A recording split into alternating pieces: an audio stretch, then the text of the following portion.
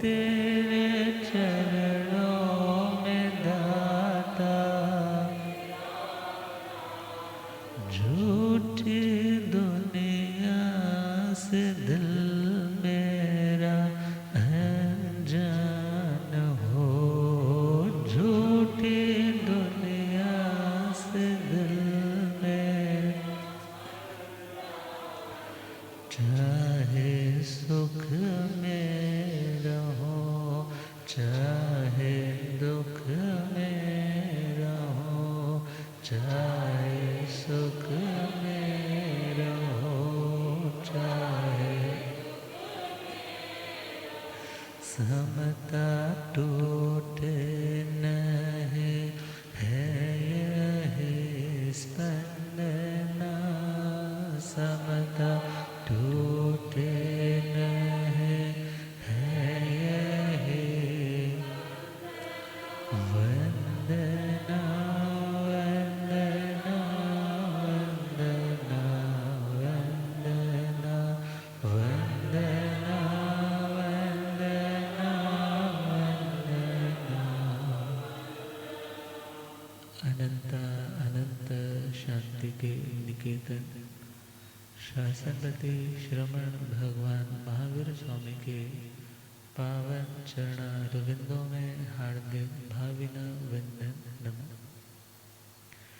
मेरे अंधेरे जीवन को रोशनी प्रदान करने वाले परम उपकारी आगम ज्ञान के भंडार आगम ज्ञाता आगम पुरुष, जिन शास्त्ररत्न हिमाचल के श्री उपाध्याय भगवंत श्रद्धे गुरुदेव श्री जितेंद्र मुनि जी महाराज साहब के पावन चरण कमलों में हार्दिक भावना वंदन नमः।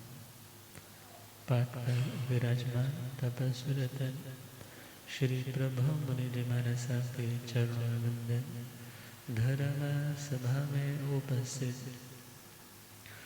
धर्मानुरागियों, सुशीलवती माताओं एवं बहनों, असीम पुण्योदय से भाग्योदय से आप सबको संतों का समागम और वीतरागवाणी श्रवण करने का सुअवसर प्राप्त हो रहा है। श्रवण कर रहे हैं श्रीमद् उत्तराधीन सूत्र 29वां अध्याय सम्यक्त पराक्रम, और उसी के अंतर्गत षड आवश्यक के ऊपर चिंतन प्रारंभ है। तो षड आवश्यक में पहला सामाय, दूसरा चतुर्वेष्टि स्तव, तीसरा वंदना और चौथा प्रतिक्रमण। प्रतिक्रमण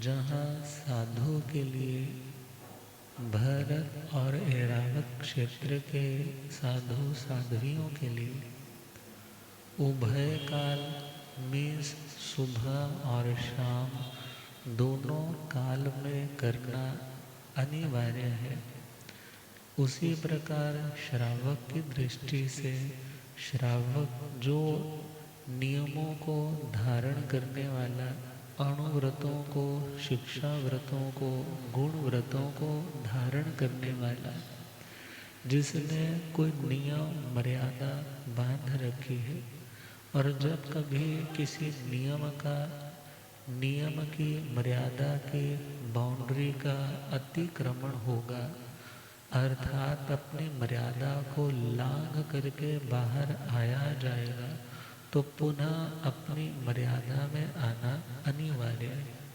और अपनी मर्यादा में पुनः आने का नाम है प्रतिक्रमण। एक लाइन आती थी, आ घर लौट चले, मगर वो तो दुनियादारी वाली बात है। मगर यहाँ परमात्मा कह रहे हैं, हे आत्मा आ घर लौट चले। जो अपनी आत्मा का स्वरूप है, निज रूप है, उस स्वरूप में, उस नियम मर्यादा रूप घर में तुम्हें लौटना है, और लौटने का नाम ही प्रतिक्रमण है। लौटने का नाम प्रतिक्रमण। तो प्रतिक्रमण से आत्मा को प्रॉफिट क्या होता है? यदि अपनी गलती रियलाइज हो जाए तो गलती रियलाइज करने के बाद क्या फर्क पड़ता है? मगर भगवान कहते हैं पड़ी कमणेणम वय छिदाय पीहे। जो व्यक्ति प्रतिक्रमण करता है, अपनी गलती को स्वीकार करके पुनः अपनी मर्यादा के दायरे में लौट आता है, ऐसा व्यक्ति जहाँ जहाँ उसके व्रत में दोष लगे हैं, व्रत में व्रत रूपी छत में जहाँ जहाँ छिद्र हुए हैं, उन छिद्रों की भरपाई हो जाती। सिंपल समझना है, छत से पानी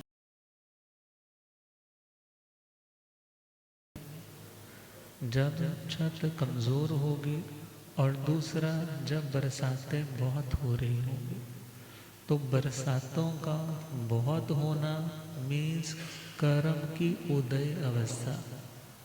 बरसातें बहुत होना मतलब कर्म की उदय अवस्था। मगर छत का लीक होना मतलब आत्मा के क्षोभशम का कमज़ोर होना। आत्मा के क्षयोपशम का कमज़ोर होना।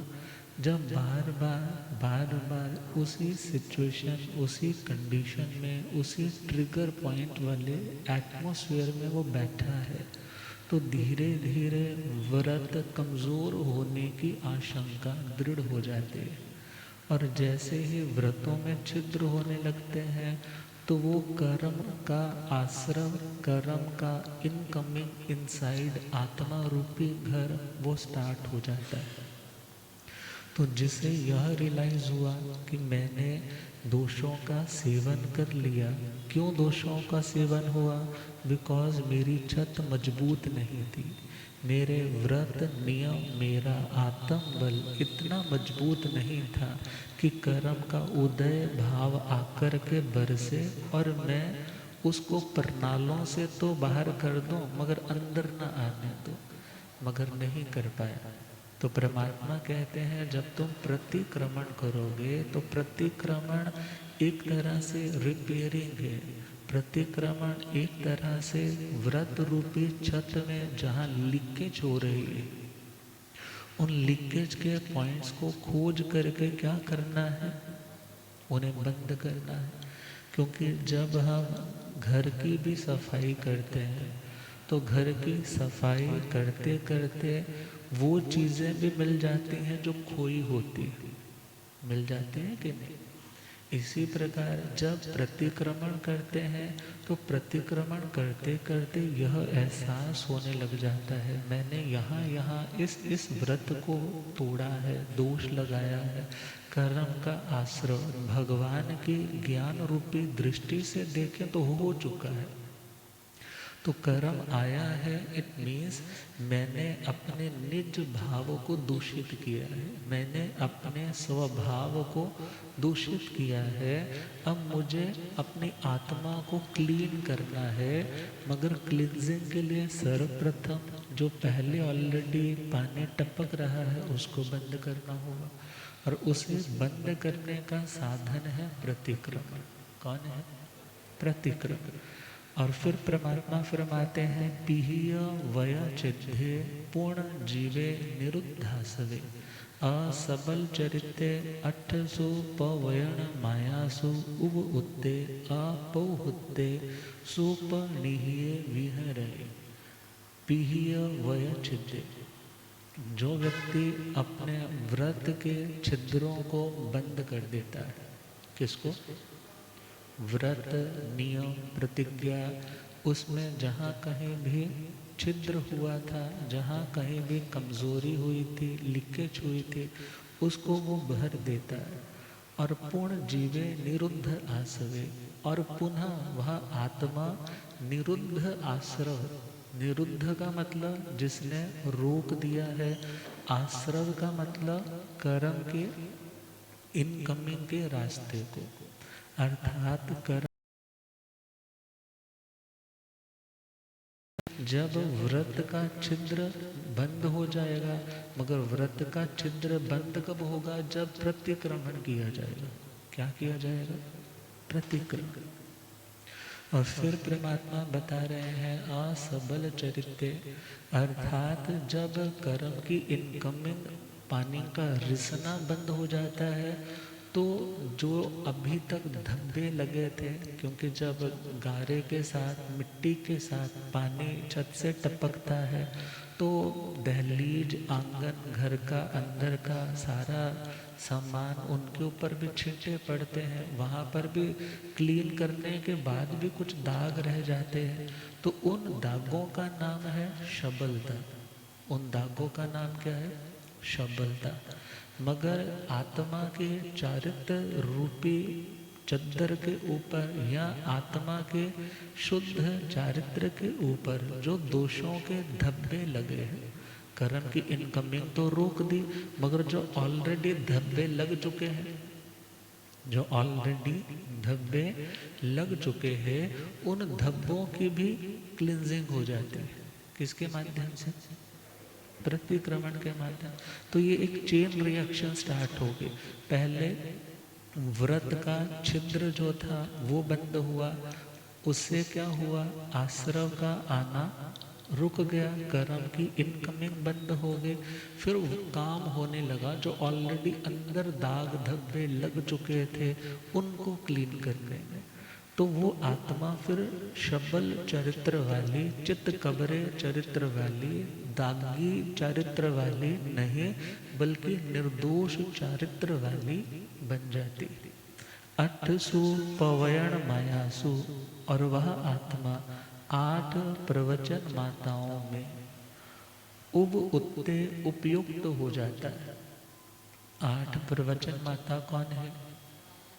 हाँ, वैसे तो 9 देवियां तो सुनते हैं ना सनातन पद्धति में। जैन मान्यता की कौन सी देवियां हैं? ये 8 प्रवचन माता। माता क्यों कहा? क्योंकि साधक के चारित्र रूपी शरीर को जन्म देने वाली, साधक के चारित्र रूपी शरीर को जन्म देने वाली है, इसलिए इन्हें क्या बोला? माता। और प्रवचन माता मीन्स प्रवचन की भी माता। किसकी माता? माता क्या करती है? बच्चे का रख रखाव करती है, रक्षा करती है, संवर्धन करती है, उसकी डाइट का, उसके न्यूट्रिएंट्स का ध्यान रखती है, गलत खाने नहीं देती और सही उसे खिलाने के लिए मजबूर करती कि बेटा खाना पड़ेगा। इसी प्रकार 8 प्रवचन माताएं, 8 प्रवचन माताएं। प्रवचन मतलब ज्ञान, दर्शन और चारित्र। 3 रतन जो है इन्हें भी प्रवचन कहा जाता है, ज्ञान, दर्शन और चारित्र। ज्ञान, दर्शन और चारित्र को जो निर्मल बना करके रखती है, जो ज्ञान, दर्शन, चारित्र को पोषण देती है, वो कौन है? 8 माताएं। और उनका नाम क्या है? 5 समिति 3 गुप्ती। 5 समिति और 3 गुप्ती। इट मीन्स 8 प्रवचन माताओं का जब हम कहना नहीं मानते, 8 प्रवचन माताओं का जब कहना नहीं मानते हैं, तो आत्मा का जो साधक शरीर है, चारित्र का शरीर है, वो कमज़ोर भी होगा, गलत डाइट प्लान के कारण रोगी भी होगा।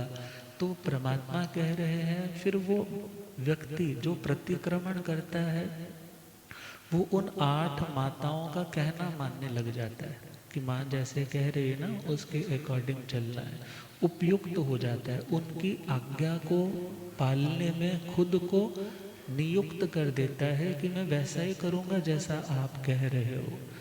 तो 5 समितियाँ, इरिया समिति, भाषा समिति, ऐषणा समिति, आदान भन्नमत निक्षेपणा समिति, उच्चार, प्रश्रवण, खेल, जल, मल, सिंघाण, परिठावणिया समिति, 3 गुप्ती, मन गुप्ती, वचन गुप्ती और काया गुप्ती।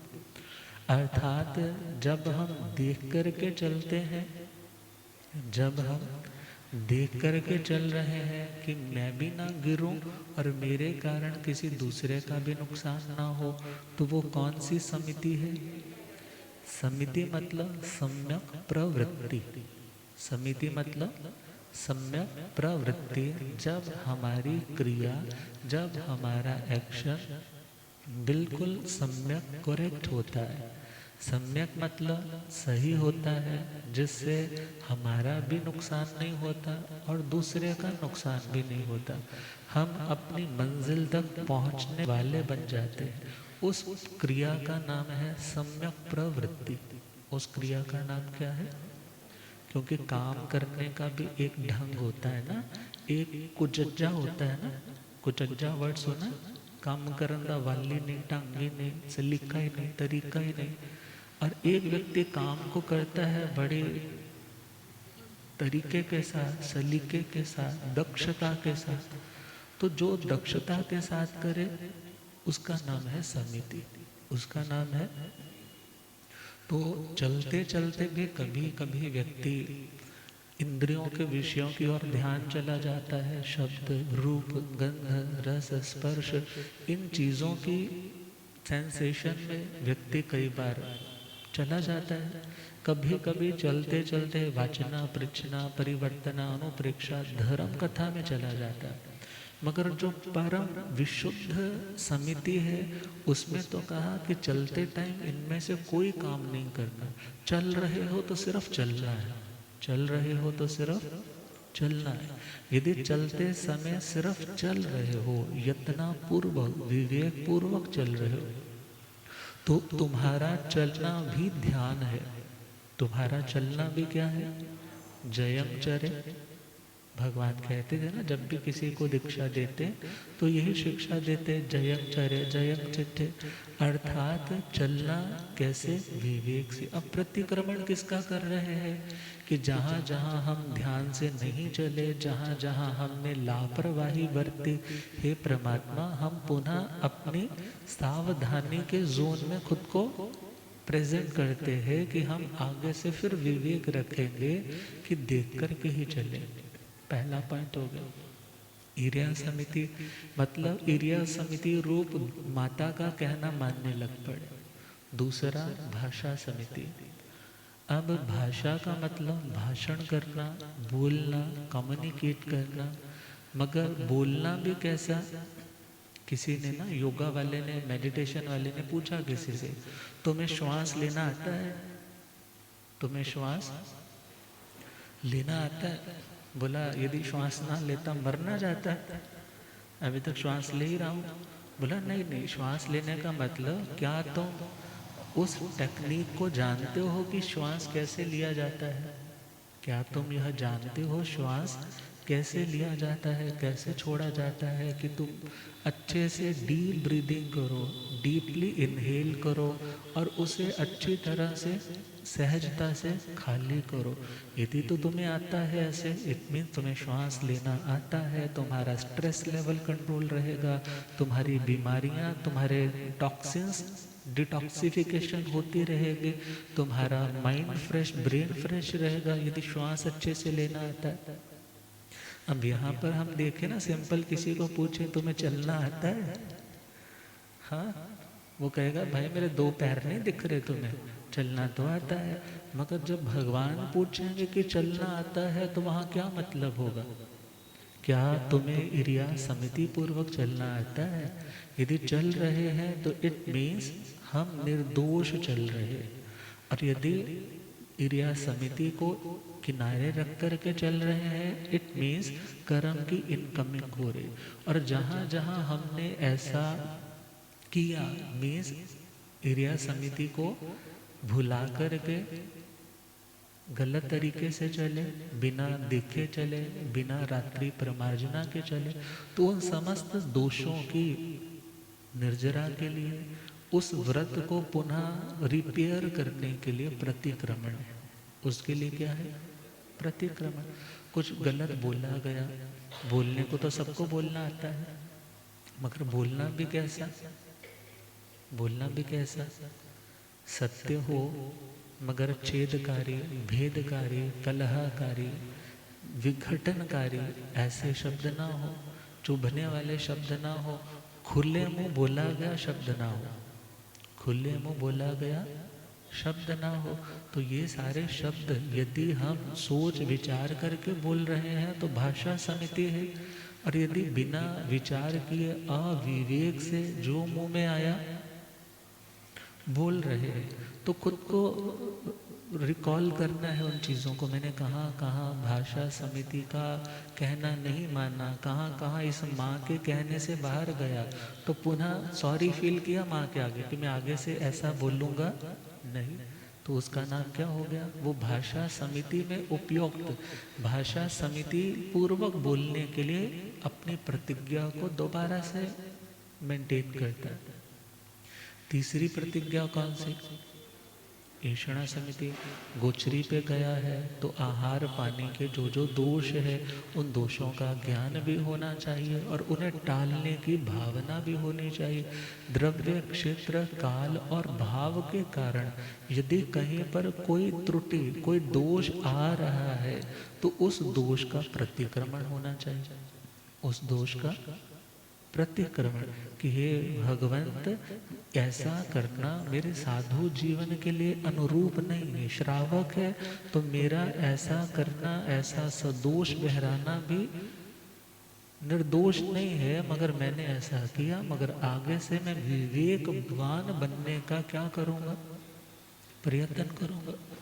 अब चौथा है, कोई चीज़ उठानी है, रखनी है, तो कैसे करते?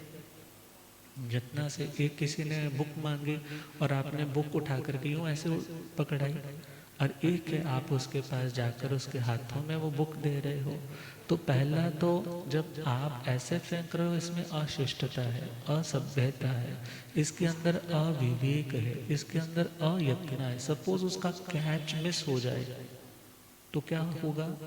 थ्रो खाली गया, नीचे गिरा, नीचे कोई जीव हो उसका घात हो गया। सपोज ना भी हो मगर प्रमाद के कारण कर्म का बंध हो गया, लापरवाही के कारण क्या हो गया?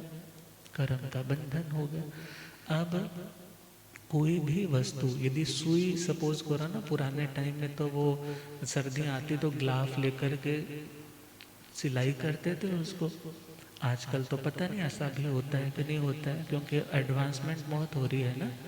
अब वो सिलाई लेकर के सुई से ऐसे कर रहे हैं, मगर सुई बीच में रह गई, बीच में रख गई। आप उधर से फोन अटेंड करने या दूध उबल रहा था वो बंद करने गए और उधर से कोई आकर के बैठ गया। अब बैठा है तो क्या होगा?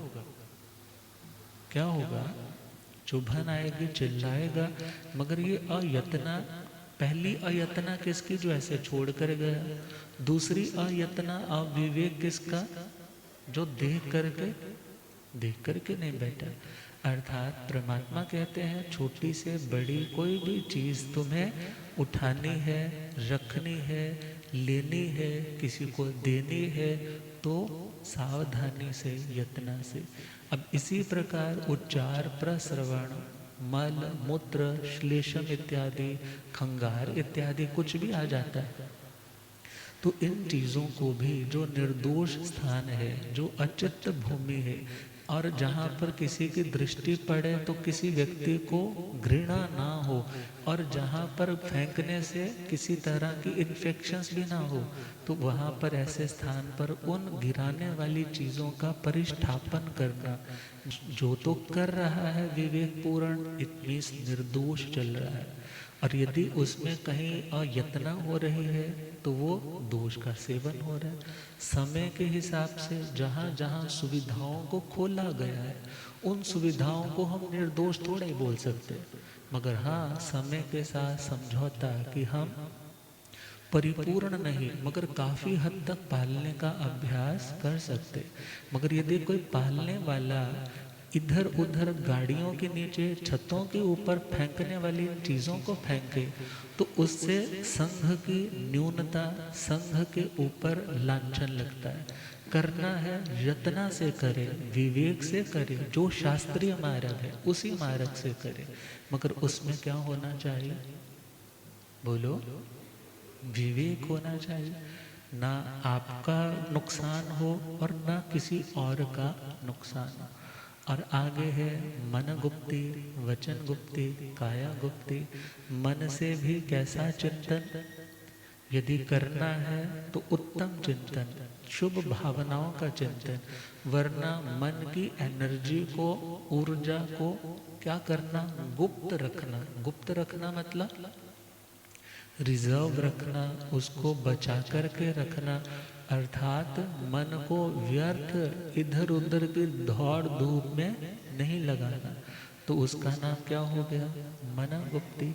वाणी से व्यर्थ नहीं बोलना, मौन का अभ्यास करना, वो क्या आ गया, वचन गुप्ति। काया से व्यर्थ इधर उधर उधर इधर बेकार में घूमना फिरना नहीं, हाथ पैर अंगों पांगों की व्यर्थ चेष्टाएं करना नहीं। और खुद को देखना है ना, मैंने कहाँ कहाँ ऐसा किया, और उसको याद करके, अतिक्रमण था ना वो सारा, कर्म बंधन का कारण था, अशांति को बढ़ाने वाला था, बहिर्मुखता लेकर आने वाला था, इंट्रोवर्ट से एक्सट्रोवर्ट करने वाला था। मगर मुझे पुनः क्या करना है, इंट्रोवर्ट होना है, आत्मा के साथ जुड़ना है। आत्मा के साथ जुड़ना मतलब एनर्जी हाउस के साथ जुड़ना। दोबारा से चार्ज हो जाओगे जब प्रतिक्रमण करोगे, दोबारा से क्लीन और फ्रेश हो जाओगे जब प्रतिक्रमण करोगे। तो प्रतिक्रमण से क्या होगा, 8 प्रवचन माताओं की साधना में, उनके पालने में जहाँ जहाँ त्रुटि, स्खलना, मिस्टेक, गलती होती आई है, उन गलतियों के लिए तुम खुद को एडमिट करोगे, सॉरी फील करोगे, और आगे से उनके अनुसार चलने के लिए खुद को अगेन प्रतिज्ञा के सूत्र में बांधोगे कि मैं दोबारा से ध्यान रखूंगा। और फिर कहा आपूहते, अर्थात फिर वो आत्मा 8 प्रवचन माताओं में इतना संलग्न हो जाता है, जैसे दूध में मलाई समाई होती है, ऐसे ही उसकी हर क्रिया में समिति और गुप्ति दिखाई देती। चलेगा तो चलते टाइम भी ईर्ष्या समती, बोलेगा तो बड़ा नपा तुला, बड़ा शिष्ट और बहुत ही धर्म के अनुकूल बोलेगा, अर्थात उसकी हर क्रिया में फिर क्या दिखेगा, मादा कहने का पुत्र हो गया। क्या कहेंगे, ये अपनी माँ का कहना मानने वाला बच्चा बन गया, अर्थात माँ से बिल्कुल अलग नहीं, उसके कहने से जरा भी बाहर नहीं चलेगा। कौन, जो प्रतिक्रमण करे। और माता कौन सी, बोलो, प्रवचन माता। 8, 5 समिति और 3 गुप्त। और फिर कहा सुपनिह्य विहरई, सुप्रनिहित। सुप्रनिहित का मतलब अच्छी प्रकार से वो खुद को समर्पित कर देता है उन 8 प्रवचन माताओं का पालन करने में, अर्थात उनका पालन, आराधन, आचरण करने में। फिर वो आगे के लिए वैसी लापरवाही नहीं करता जैसी लापरवाही करता रहा। मगर कोई कह सकता है महाराज जी ऐसे भी तो होते हैं जो प्रतिक्रमण भी करते हैं और दोष भी सारे लगाते हैं, फिर ऐसे प्रतिक्रमण का बोलो क्या फायदा। तो फिर तो सिंपल सी बात हो गई ना कि तुम सपोज तुम्हारा काम ऐसा है या तुम खुद को रोक नहीं पा रहे हो और मिट्टी धूल मिट्टी में यदि खेलने जा रहे हो और उसके बाद यदि खुद को क्लीन नहीं कर रहे हो, और यही बोल लो जब जाना ही मिट्टी में खेलने के लिए फिर क्लीन करने का क्या फायदा, फिर तो मिट्टी की परते पे परते जमती जाएगी। इसी प्रकार कर्मों की परतें जमती जाएंगी। एटलीस्ट वो व्यक्ति और ज़्यादा प्योर नहीं हो पा रहा मगर और ज़्यादा मैला भी तो नहीं ना हो पा रहा, यदि वो क्या कर रहा है, यदि वो प्रतिक्रमण कर रहा है। तो प्रतिक्रमण साधु के लिए तो अनिवार्य है, मगर श्रावक के लिए भी क्या होना चाहिए। श्रावक के लिए, हाँ हम राजस्थान थे और महाराष्ट्र पूना की ओर थे, तो वहाँ 8 दिनों के लिए तो बहुत लगन से प्रतिक्रमण होता है। 8 दिन के लिए तो वो सारा पंडॉल 4, 5, 7 हज़ार वाला सारे जेंट्स भर जाएंगे। एक साइड पे 4, 5, 7 हज़ार सिर्फ लेडीज ही लेडीज हैं, उनका प्रतिक्रमण चल रहा होता है। अर्थात 8 दिन के लिए तो लगता है हाँ इतनी बड़ी कम्युनिटी है। मगर ये जागरूकता सिर्फ 1, 2, 4 दिन के लिए नहीं, बल्कि ये जागरूकता, दोष तो हर रोज ही लग रहे हैं ना। कौन सी क्रिया है जहाँ पर खुद को बचाया जाता है और यहाँ बचाते बचाते भी दोष का सेवन हो जाता है। तो उसकी क्लिनजिंग के लिए प्रतिक्रमण तो रेगुलरली जरूरी है। लिखा है नित्य शाम को जीवन खाता, खोल करो विचार, श्रावक ये तेरा चार, श्रावक ये तेरा। नित्य शाम को जीवन खाता, खोल करो विचार, श्रावक ये तेरा चार, श्रावक ये। मोक्ष मार्ग में कदम बढ़ाए, कितने धोया चार, श्रावक ये तेरा चार, श्रावक। जो शुभ निश्चय किए सवेरे, कितने पूर्ण हुए वो तेरे। जो शुभ निश्चय किए सवेरे, कितने पूर्ण हुए वो तेरे। विघ्न देख कर घबराया, डट कर रहा तैयार, श्रावक ये तेरा चार, श्रावक ये तेरा। नित्य शाम को जीवन खाता, खोल करो विचार, श्रावक ये तेरा चार, श्रावक। जैसे आजकल लाइफ मैनेजमेंट के टिप्स दिए जाते हैं कि दिन में सुबह आधा पौन घंटा लगा करके अपनी प्रायोरिटी सेट करो कि तुम्हें आज क्या क्या करना है, और फिर जो बेकार के काम है उनको एक और रखो, जो बहुत इम्पोर्टेंट है उनको हाईलाइट कर लो कि एटलीस्ट तुम्हारे माइंड को ये रहे कि हजारों थॉट्स में से मुझे इन थॉट्स पे काम करना है। और शाम को जाकर के चेक करो कौन कौन सा काम हो गया, जो भी हुआ उसके लिए खुद को शाबाशी दो। उससे तुम्हारी पॉजिटिविटी का लेवल बढ़ेगा, सकारात्मकता बढ़ेगी।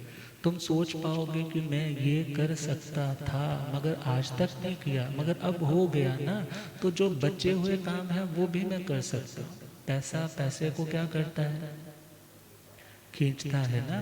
पॉजिटिविटी भी पॉजिटिविटी को खींचती है। और गार्बेज, गंदगी, कचरे का डब्बा यदि आप एक जगह खाली करते हो ना, तो 10 लोग वहां गंदगी देखकर क्या करते हैं, प्रैक्टिकली ऐसे ही होता है ना।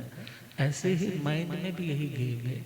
पॉजिटिव रहते हो तो पॉजिटिविटी बढ़ती है, नेगेटिव रहते हो तो नेगेटिविटी बढ़ती। तो श्रावक का भी क्या कर्तव्य है कि सुबह वो निश्चय करे आज मेरे को ये काम करने हैं, और यदि शाम को चेक करे कौन कौन सा हुआ, कौन कौन सा नहीं हुआ, कौन कौन सा करते हुए गलत तरीके से हुआ, तो उसके लिए खुद को चेक करके खुद को मार्क्स देना सीखे कि हाँ यहाँ ठीक रहा, उसके लिए शाबाशी, मगर ये ठीक नहीं रहा, इसके लिए क्षमा याचना। जहाँ जहाँ किसी का दिल दुखाया ये काम करते हुए, उसके लिए खुद को हल्का करने के लिए, क्लीन करने के लिए, क्योंकि फैक्ट्री से काम करके घर लौटते हैं तो शाम को आके कपड़े भी चेंज करते हैं, हाँ शावर भी लेते हैं, बिल्कुल रिलैक्स होकर के फिर जा कर के बेडरूम में एंटर होते हो। मगर सोने से पहले खुद को रिलैक्स क्यों करना है, प्रतिक्रमण क्यों करना है? क्योंकि रोज इतना बोझ उठाते जाओगे तो इतना सारा हो जाएगा कि फिर उसको उठाना तुम्हारे बस की बात नहीं रह पाएगी। नित्य शाम को जीवन खाता खोल करो विचार, श्रावक ये तेरा चार, श्रावक ये तेरा। अब विचार करना है कि मैं मोक्ष मार्ग सिंपल शांति का मार्ग, स्टेबिलिटी का मार्ग। स्टेबिलिटी कब आएगी? स्टेबिलिटी कब आएगी? जब कोई बोझ नहीं होगा, जब किसी तरह का किसी के प्रति अट्रैक्शन या किसी के प्रति नाराजगी नहीं होगी, तभी स्टेबिलिटी आएगी। गुरुदेव पधारे। हो रब मेरा सतगुरु बन के,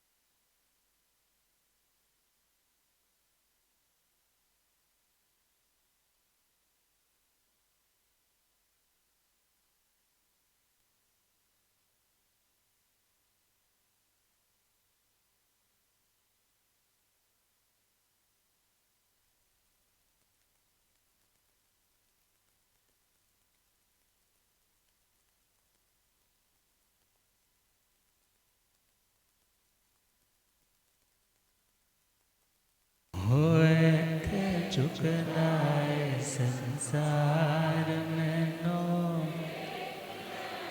होए थे झुकनाए संसार में नो।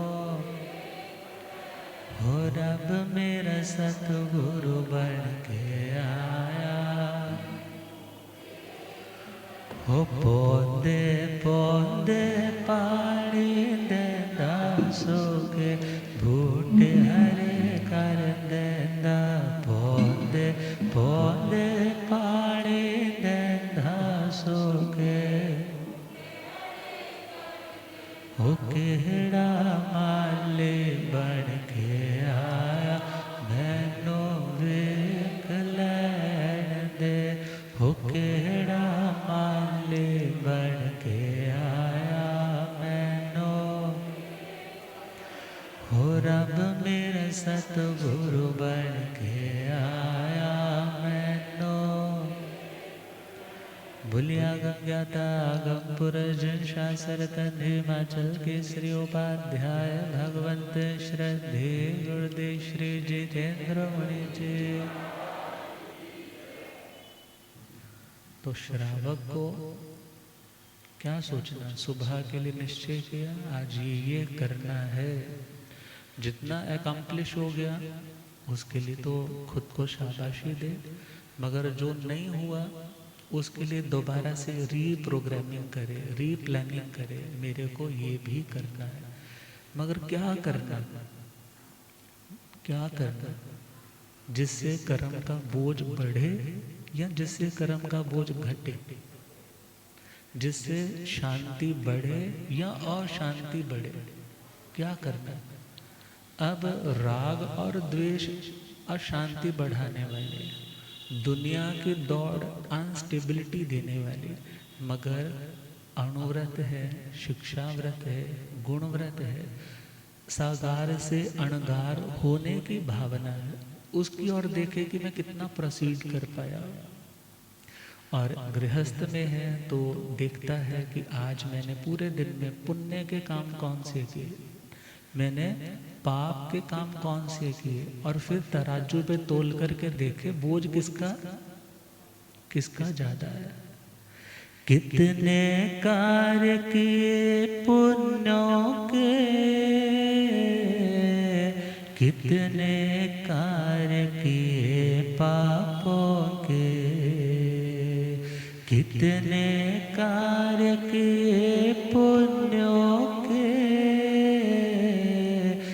कितने कार्य किए, देख तोल कर पुण्य पाप को, किधर है कितना भार, श्रावक ये तेरा आचार, श्रावक ये तेरा। मोक्ष मार्ग में कदम बढ़ाए, कितने धोया चार, श्रावक ये तेरा आचार, श्रावक ये तेरा। अब लाइफ के अंदर अवगुण है, बुराइयां है। अब खुद को तो ज़्यादा पता होता है या खास वाले दोस्तों को पता होता है कि इसके अंदर कौन कौन सी बुराई है। ये पीता है या मसाला खाता है या किसी गलत जगह पे जाता है या पैसा जुए पे लगाता है। यदि पता है कि ये गलत है तो निश्चय करे कि आज मेरे को ये काम, छोटे छोटे गोल बनाए ना, रोज के ये 14 नियम भी क्या है, रोज के ही तो गोल्स है ना। अब आज सोचा कि मैंने इस अवगुण का सेवन नहीं करना, भले वो किसी रूप का हो सकता है, कुशील का हो सकता है, लोभ वृत्ति का हो सकता है। तो खुद के ऊपर नजर रखना, खुद के ऊपर क्या रखना, दूसरों पे तो नजर खूब रखकर देख ली, कोई कल्याण नहीं हुआ। प्रतिक्रमण किस पे नजर रखना सिखाता है, खुद के ऊपर। कितने अवगुण त्यागे तूने,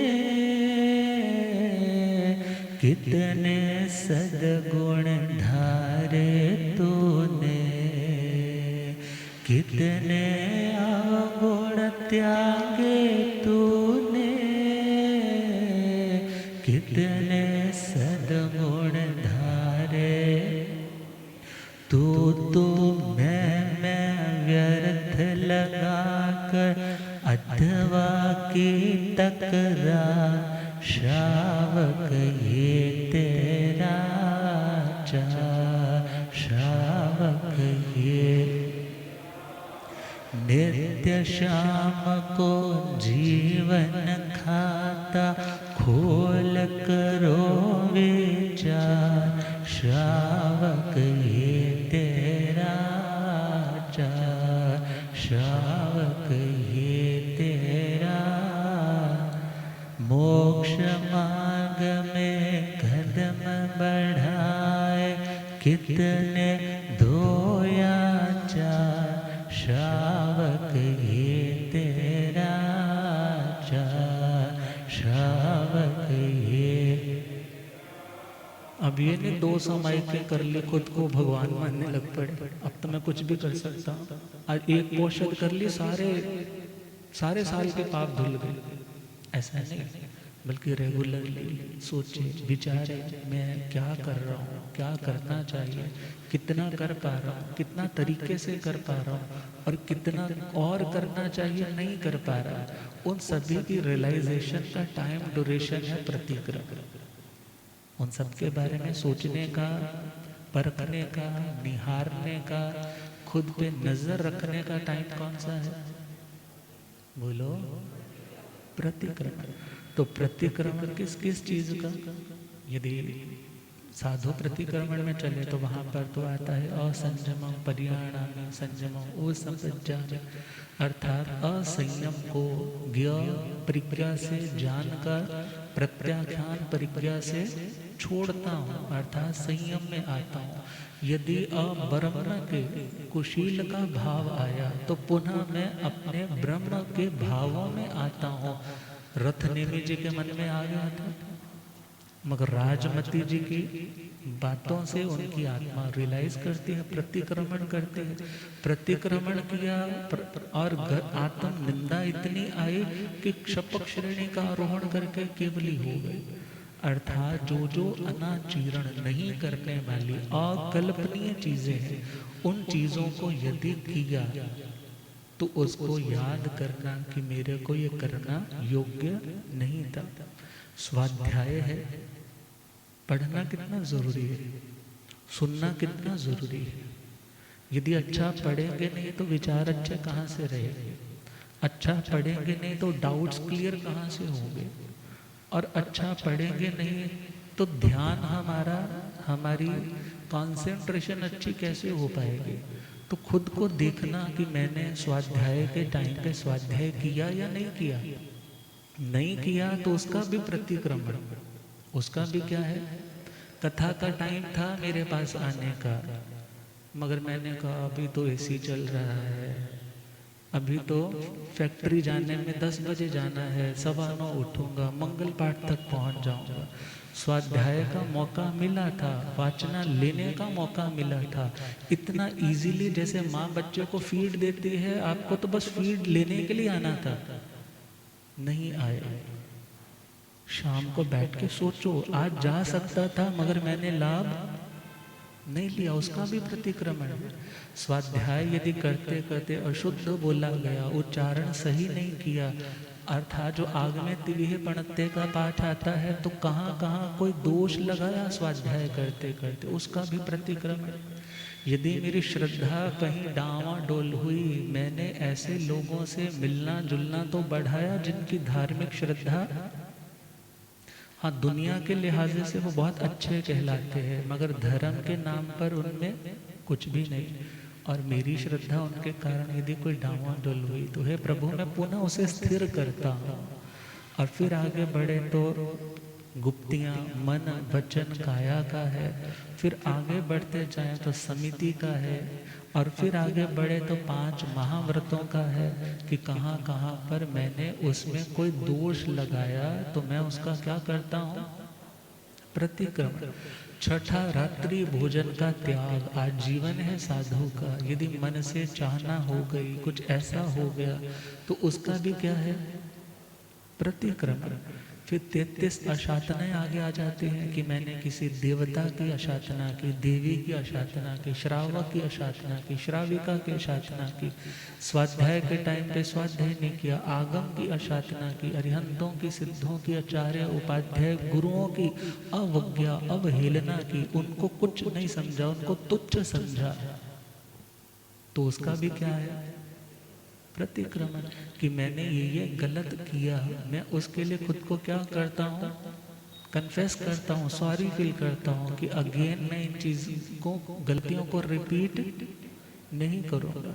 फिर और आगे चले जाएं तो पृथ्वी का है, अप का है, तेजस का है, वायु का है, वनस्पति का है, त्रस का है, 6 जीव निकाय है, कहाँ कहाँ किसका विराधना हुई, हे प्रभु मैं उसका भी क्या करता हूँ, प्रतिक्रमण करता हूँ।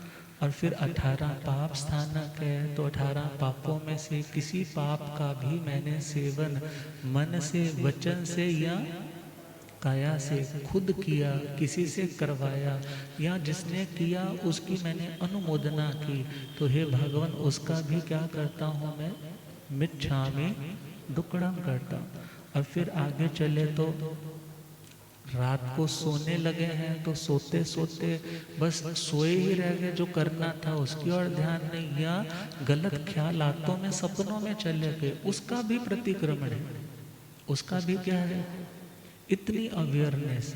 गोचरी पे गया है तो गोचरी का भी प्रतिक्रमण कि मेरे से प्रभु यहाँ यहाँ कोई संघटना हो गया, मैंने यहाँ पर, उसने नहीं देखा, उसने गौर नहीं किया, मैंने भी गौर नहीं किया, तो हे भगवान मैं उसके लिए भी एडमिट करता हूँ कि मैंने ये ठीक नहीं किया।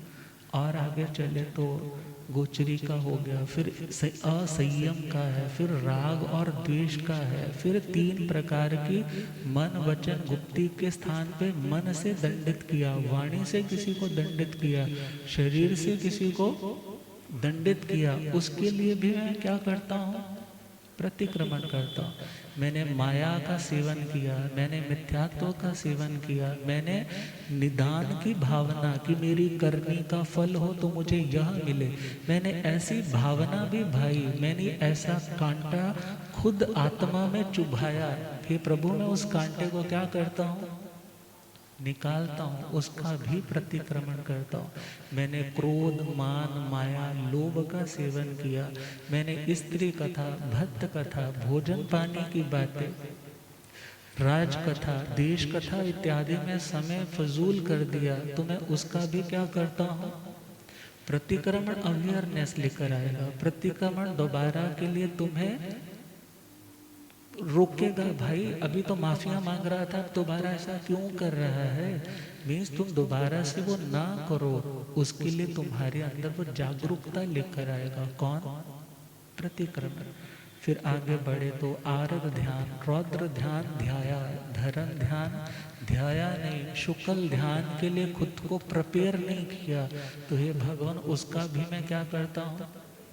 प्रतिक्रमण करता हूँ। 5 इंद्रियों के विषय हैं, वैसे तो 23 विषय आते हैं, मगर शब्द, रूप, गंध, रस, स्पर्श अनुकूल मिले, फेवरेबल मिले, राग किया, अप्रिशिएट किया, मगन हो गए। मगर यदि कुछ प्रतिकूल आया तो घृणा की, नफरत की। हे प्रभु, मैं उसका भी क्या करता हूँ? प्रतिक्रमण करता हूँ। और मैंने 5 महाव्रत, 5 समिति में दोष लगाया, उसका प्रतिक्रमण। 6 जीव निकाय या 3 अशुभ लेशिया और 3 शुभ लेशिया, कृष्ण, नील, कापोत, इनमें तो रचा पचा रहा। तेजो पदम शुक्ल की और अग्रसर भावों के परिणामों की शुद्धि नहीं कर पाया। हे प्रभु, उसकी भी मैं क्या करता हूँ? प्रतिक्रमण करता हूँ। फिर 7 भय के स्थान है, मैं डरा। डरना भी क्या है? बोलो, डरना भी क्या है?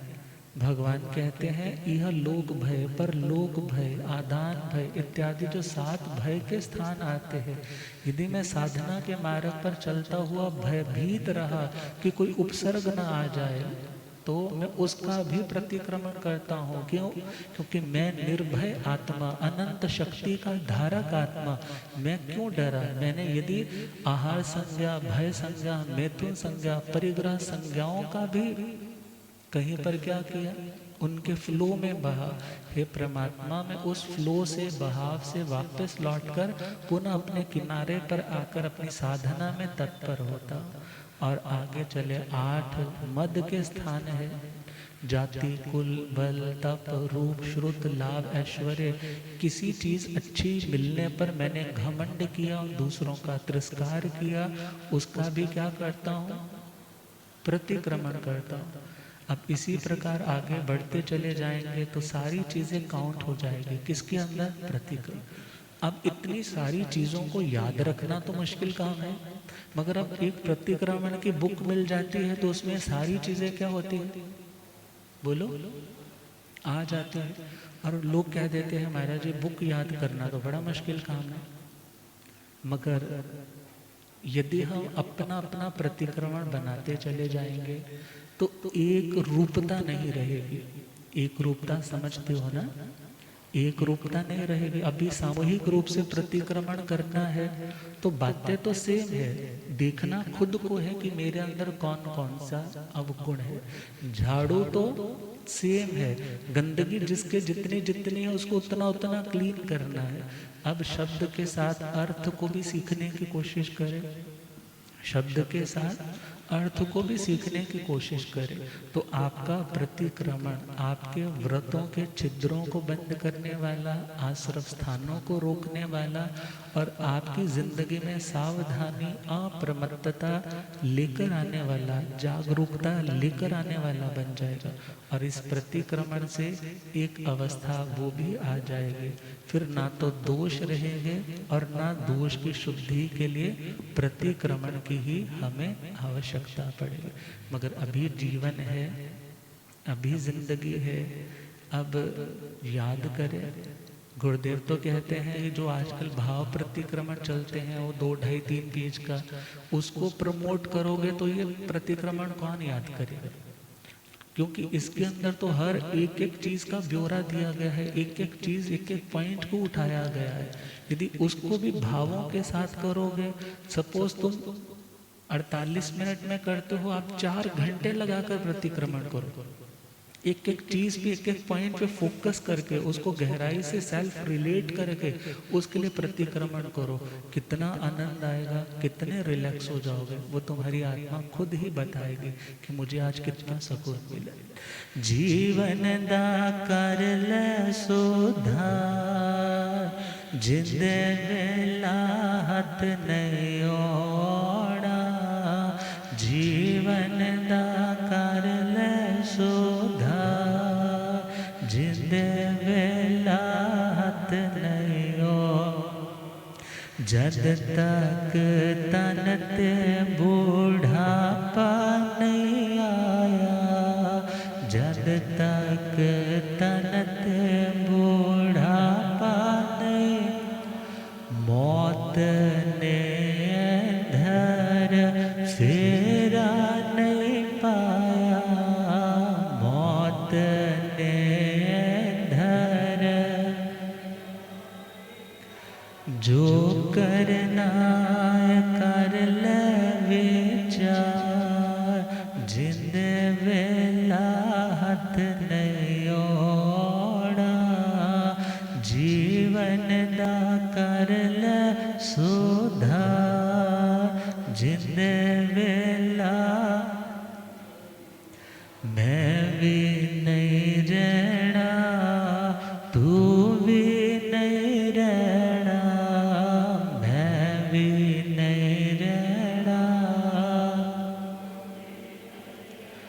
काया दा कोठा एक दिन टैड़ा, काया दा कोठा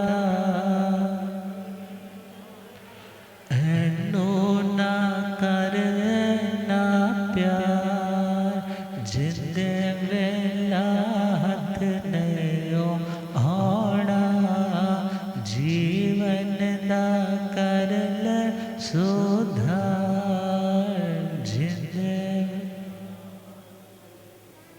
अभी टाइम है खुद को रिलैक्स करने का, खुद के कर्जों को उतारने का, खुद की मलिनता को पहचानने का और उसकी धुलाई करने का। तो परमात्मा कहते हैं उन्हें पहचानो और उसको धोने के लिए प्रतिक्रमण का अभ्यास जरूर करो। हम गुरुदेव कृपा करेंगे। ओम